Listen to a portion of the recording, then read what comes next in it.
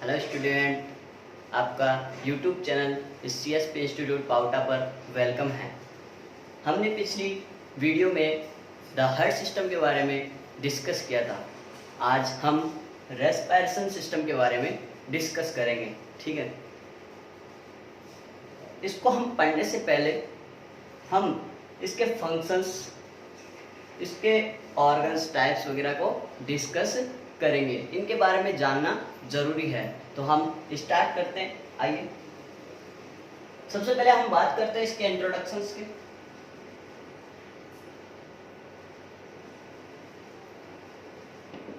Introduction में क्या होता है कि जो ये सिस्टम है, कौन सा सिस्टम, जो रेस्पिरेशन सिस्टम है, वो किन किन चीजों से मिलकर बना होता है। देखते हैं। जो रेस्पिरेशन सिस्टम है वो नेजल पासेस मतलब nasal cavity, mouth cavity, pharynx, larynx, bronchi, bronchioles and alveoli से मिलकर बना होता है। फिर से, रेस्पिरेशन सिस्टम है जो इसके पार्ट्स हैं, जैसे कि nasal cavity, mouth cavity, pharynx, larynx, bronchi, bronchioles and alveoli, इनसे मिलकर बना होता है। ठीक है, nasal cavity, mouth cavity, pharynx, trachea, bronchi, bronchioles and alveoli से मिलकर बना होता है। ठीक है, अब हम इसकी डेफिनेशन से बात करें।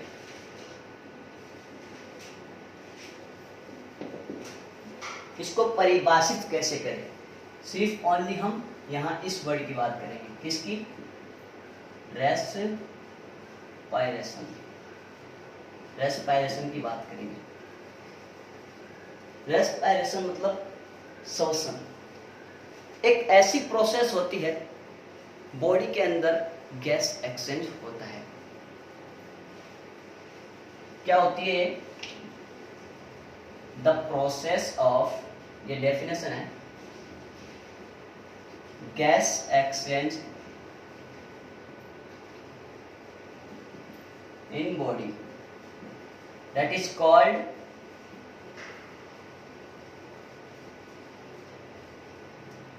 respiration। ठीक है, ये एक ऐसी प्रोसेस होती है हमारी बॉडी के अंदर जिसके अंदर गैस एक्सचेंज होता है। बात करते हैं हम गैस एक्सचेंज, वर्ड आया है इस डेफिनेशन के अंदर। इस गैस एक्सचेंज का मतलब क्या होता है? इस गैस एक्सचेंज का मतलब ये होता है, O2 इन होती है और CO2 आउट होती है। गैस एक्सचेंज हम इसे ही कहते हैं। O2 क्या होती है? इन होती है और CO2 को हम आउट करते हैं, that is called gas exchange. ये हुई डेफिनेशन। अब हम इसके पार्ट्स के बारे में पढ़ेंगे जो हमने इंट्रोडक्शन में बताया है। पार्ट्स को पढ़ने से पहले हम एक इसको सीक्वेंस के थ्रू देख लेते हैं कि एयर कहाँ से नॉस्ट्रिल्स से एल्वुलाई तक किस तरीके से जाती है। हम एक सीक्वेंस में देखते हैं।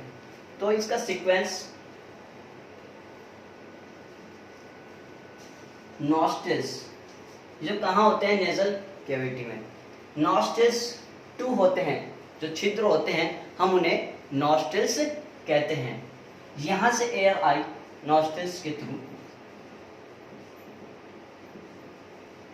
कहां जाएगी?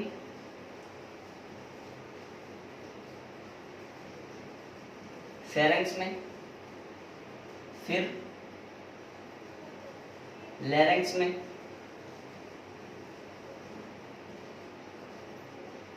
ट्रेकिया में, ब्रोंकाई,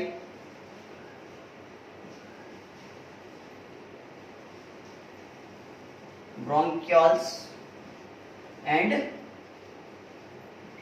एल्वुलाई या एल्वुलाई सेक। एल्वुलाई के अंदर ही एल्वुलाई सेक होता है। ये एयर का फ्लो है। ठीक है, nostrils, pharynx, larynx, trachea, bronchi, bronchioles and एलोलाई।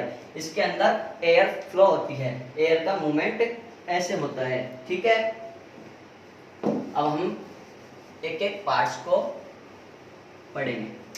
सबसे पहले हम लेंगे नेजल कैविटी। इसका फर्स्ट पार्ट कौन सा है? Nasal cavity. Okay, nasal cavity जो है फर्स्ट ऑर्गन होता है रेस्पिरेशन के लिए।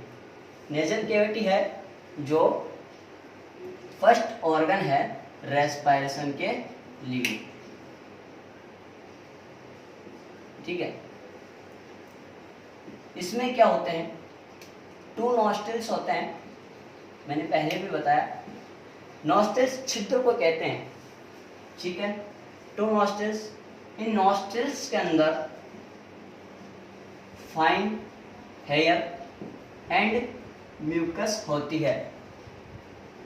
फाइन हेयर्स और म्यूकस, इनका जो फंक्शन है वो क्या होता है?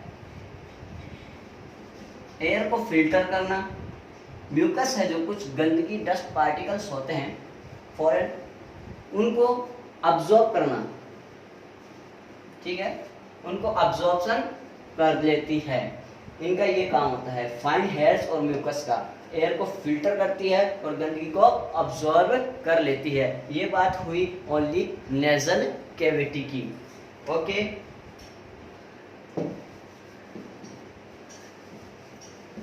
अब एयर नेजल कैविटी में आ चुकी है, यहां से इसको आगे बढ़ना है। आगे कहां तक? फेरेंक्स में जाएगी, सेकेंड पार्ट। फेरेंक्स में एयर कहां से आ रही है? नेजल कैविटी से। और फेरेंक्स कहां कनेक्ट होता है?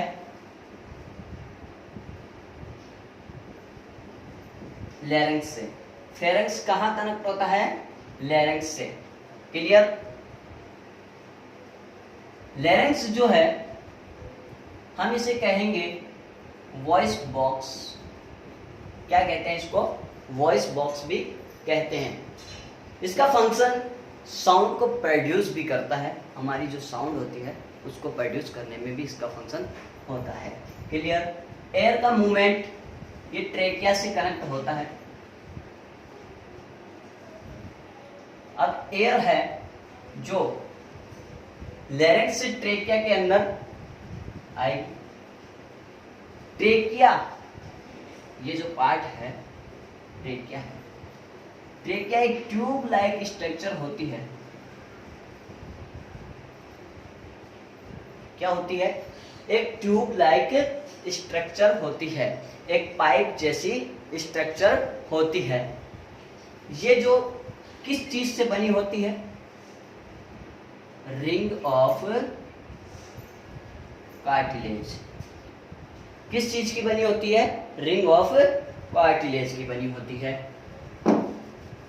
अब जो ये रिंग ऑफ कार्टिलेज है, जैसे कि मान लीजिए ये ट्रेकिया की स्ट्रक्चर है, ट्यूब लाइक स्ट्रक्चर हो चुकी है। इसके जो आगे डिवाइड होती है ब्रोंकाई, ब्रोंकियल्स एंड एलोलाई में, इसको भी साथ देख लेते हैं।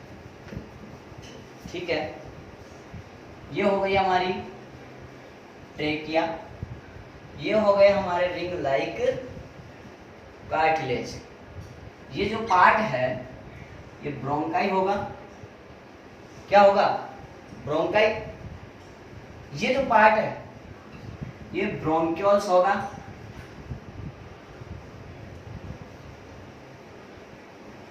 और जो ये पार्ट है ग्रेप्स लाइक स्ट्रक्चर, अंगूर जैसे आपको नजर आ रहे हैं, खाने के नहीं है, जो आपको ये नजर आ रहे हैं ग्रेप्स लाइक स्ट्रक्चर, अंगूर जैसी स्ट्रक्चर, बलून शेप स्ट्रक्चर।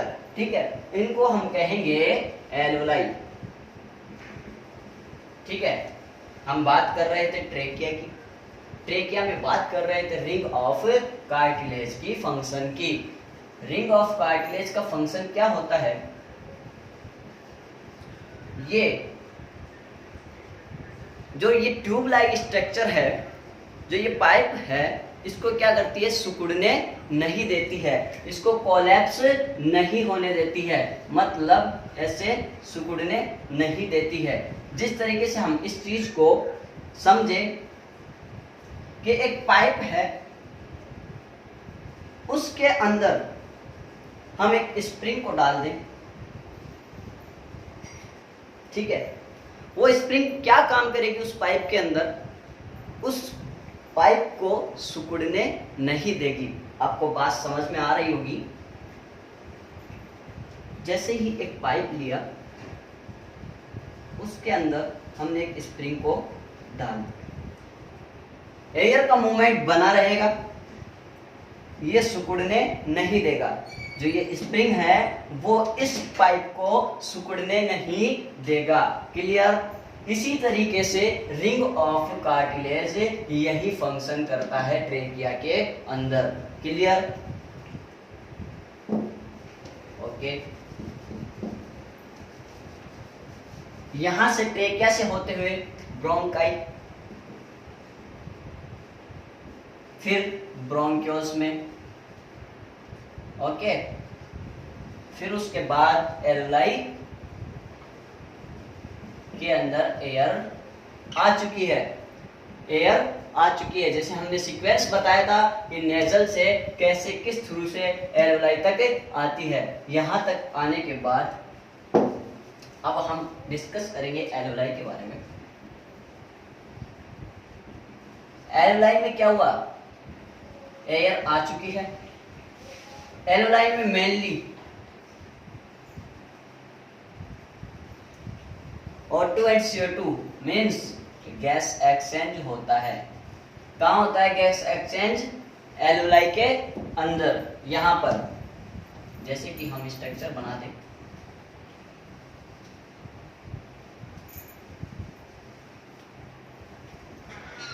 ये क्या है हमारी एलुलाई, ओके। इनमें क्या होता है, गैस एक्सचेंज होता है। जो ये एलुलाई है वो मैक्सिमम सरफेस प्रोवाइड करती है, मैक्सिमम सरफेस प्रोवाइड करती है। क्यों करती है? सरफेस ज्यादा क्यों देती है, क्यों प्रोवाइड करती है? क्योंकि इसको ऑक्सीजन का अब्जॉर्प्शन करना होता है ज्यादा, ओके। और यहां से CO2 बाहर निकलती है और O2 अंदर आती है। अब ये जो एलुलाई है, हमने एक एलुलाई की बात की है, ये जो एलुलाई है इसका सरफेस मैक्सिमम होता है। क्यों? क्योंकि हमने बताया कि ऑक्सीजन का अब्जॉर्प्शन ज्यादा करना होता है। अब इस एलुलाई के चारों ओर, इस एलुलाई के चारों ओर ध्यान से समझे, ब्लड वेसल्स होती है। क्या होती है? ब्लड वेसल्स, रक्त वाहिकाएं, ब्लड वेसल्स होती हैं। ये जो ब्लड वेसल्स होती है वो क्या करती है, पूरी बॉडी से अपने साथ जो CO2 लेकर आई है उसको एलुलाई सेक के अंदर डाल देती है। ठीक है, क्लियर? जो ब्लड वेसल्स होती है वो अपने साथ पूरी बॉडी में से CO2 लाकर एलुलाई सेक में डाल देती है, यहाँ आकर CO2 को छोड़ देती है। क्लियर? और ये ब्लड वेसल्स हैं जो यहाँ से O2 का अब्जॉर्प्शन करके पूरी बॉडी को पहुंचा देते हैं। ये ब्लड वेसल्स ही CO2 को ला रही है और ये ब्लड वेसल्स ही पूरी बॉडी तक क्या कर रही है, ऑक्सीजन को ले जा रही है। क्लियर? फिर से देखें, ये हमारा एलुलाई है, ये एलुलाई सेक, एलुलाई के अंदर ही एलुलाई सेक होता है। यह हमारी ब्लड वेसल्स है।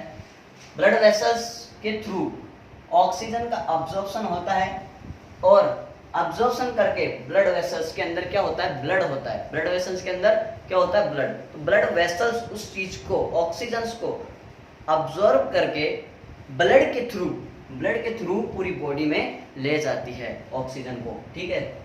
और CO2, ब्लड वेसल्स है जो CO2 को लेकर आती है पूरी बॉडी से और एलुलाई सेक में लाकर छोड़ देती है।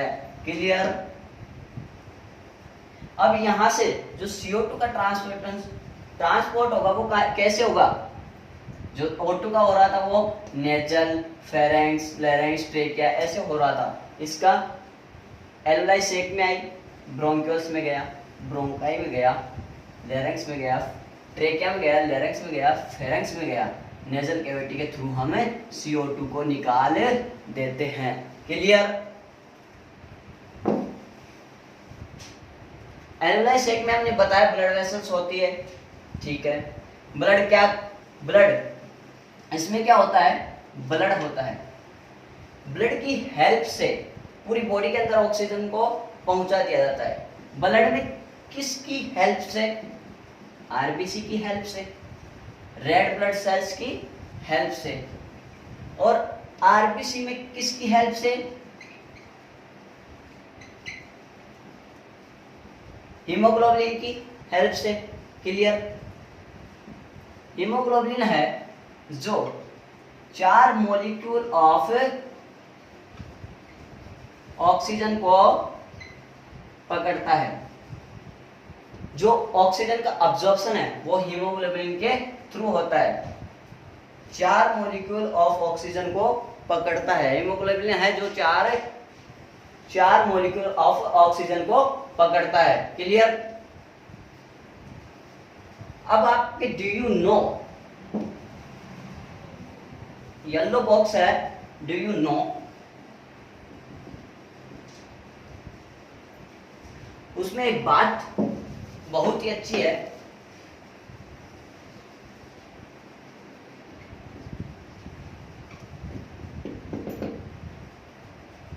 कि जो ये ऑक्सीजन है अगर वो सेल टू सेल डिफ्यूजन होकर, मान लीजिए इस तरीके से समझे,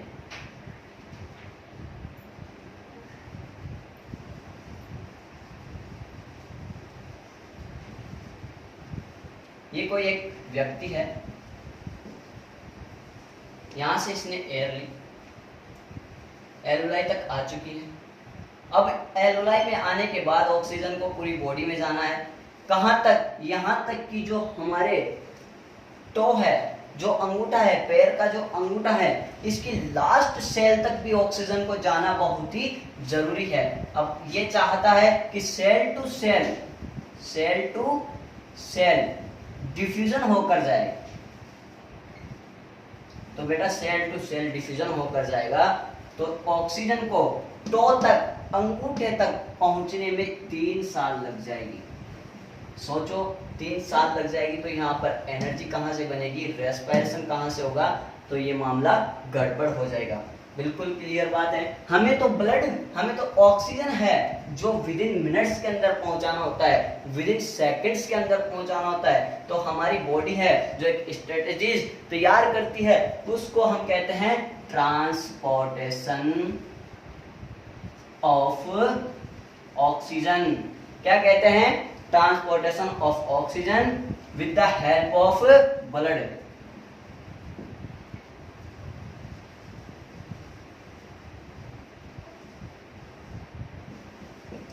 क्या समझ में आया इस लाइन से? जो ऑक्सीजन का ट्रांसपोर्टेशन होता है हमारी बॉडी के अंदर वो ओनली ब्लड के थ्रू ही होता है। यहां तक पहुंचने में इसकी मदद से विद इन मिनट्स के अंदर टो तक ब्लड पहुंच जाता है। क्लियर? अब एक चीज और है, हमने एल्वेलाई की सरफेस की बात की थी, डू यू नो में ही है। अगर उसके सरफेस को एल्वेलाई से किसी व्यक्ति के एल्वेलाई के सरफेस को अगर बिछा दिया जाए, इस तरीके से सरफेस पर बिछा दिया जाए तो ये इतना बिछ जाता है कि आप कल्पना भी नहीं कर सकते। 80 मीटर स्क्वायर इतना बिछ जाता है, आप कल्पना भी नहीं कर सकते। मैंने बताया था कि इसमें सरफेस क्यों ज्यादा होता है, क्यों इतना बिछ जाता है, क्योंकि इसको ऑक्सीजन का अब्जॉर्प्शन करना होता है। क्लियर?